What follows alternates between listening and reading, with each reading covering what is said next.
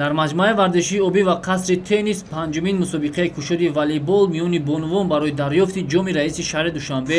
оғоз гардид. Дар маросими кушодашавии мусобиқаи мазкур муовини раиси шаҳри Душанбе Мавсума Муҳинӣ, қаҳрамони бозиҳои олимпии Рио 2016 ва ҳамзамон муовини раиси кумитаи кор бо ҷавонон ва варзиши кишвар Дилшод Назаров, масъулини кумитаи кор бо занон ва оилаи назди ҳукумати ҷумҳурии Тоҷикистон ва ҳамчунин намояндагони варзиши пойтахт иштирок ва суханронӣ намуданд. баргузории мусобиқаи кушоди волейбол миёни бонувони вазорату идора, муассисаву корхона ва ташкилотҳо барои дарёфти ҷоми раиси шаҳри Душанбе ба ҳукми анъана даромада ҳамасола дар арафаи таҷдид аз ҷашни истиқлолияти давлатӣ ва рӯзи модарон гузаронида мешавад. ҳадаф аз ташкили чорабинии солимгардонӣ ин пеш аз ҳама тарғибу оммавигардонии намудҳои варзиш аз ҷумла волейбол миёни бонувон мебошад. ба иттилои масъулин имсол дар мусобиқа тағйирот ворид карда шудааст, ки ҳамакнун дастаҳо дар ду гурӯҳ касбӣ ва ғайрикасбӣ қуввозмоӣ мекунанд. мусобиқаи мазкур тӯли 5 сол аст ки бо дастгирӣ бевоситаи раиси шаҳри Душанбе муҳтарам Рустами Эмомалӣ баргузор гардида истодааст ва ҳамасола дар мусобиқаи мазкур дастаҳои бонувони вазорати идораҳо иштироки онҳо дучанд зиёд гардида истодааст ва қайд кардан ба маврид аст ки соли 2017 дар ин мусобиқаи мазкур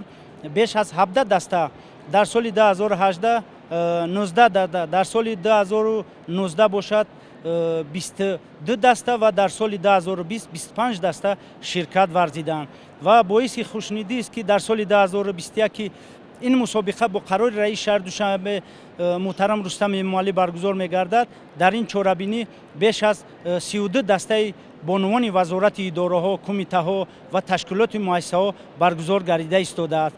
ва иқрори роҳбарияти раёсати кор бо мактабҳо ва иншооти варзишии пойтахт, ки масъулияти дар сатҳи баланд ташкил намудани ҷоми раиси шаҳрро ба ӯҳда дорад, ҳамасола шумораи дастаҳои иштирокчӣ меафзояд, ки ин аз ҷалби ҳарчи бештари ҷинсҳои латиф ба варзиш маҳсуб меёбад, ки ҳадаф аз ташкили ин чорабинии оммавии варзишӣ низ дар солимгардонии сокинон ба вижа бонувон, ки аз модари солим, фарзанди солим ба воя мерасад, маънидод карда мешавад. ҳамзамон мусобиқаи мазкур бо дастгирии раиси шаҳри Душанбе муҳтарам Рустами Эмомалӣ ҳамасола дар сатҳи баланди ташкилӣ роҳандозӣ мегардад. толи 5 сол аст ки дастаи судёлӣ дар мусобиқаи ҷоми раиси шаҳри Душанбе байни вазорату идораҳо баргузор мегардад ва боиси ифтихор аст, ки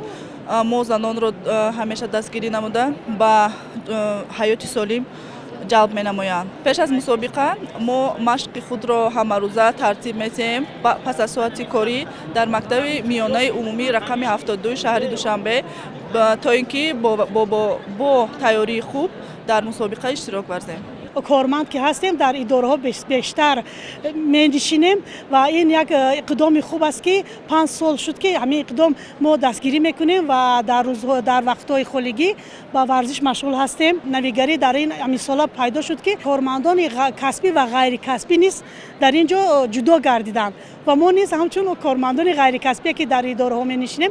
در این گروه شامل شدگی هستیم و با گروه‌های دیگر در مسابقه هستیم و امید داریم که یکی از جاهای ما رو اشغال می‌نماییم.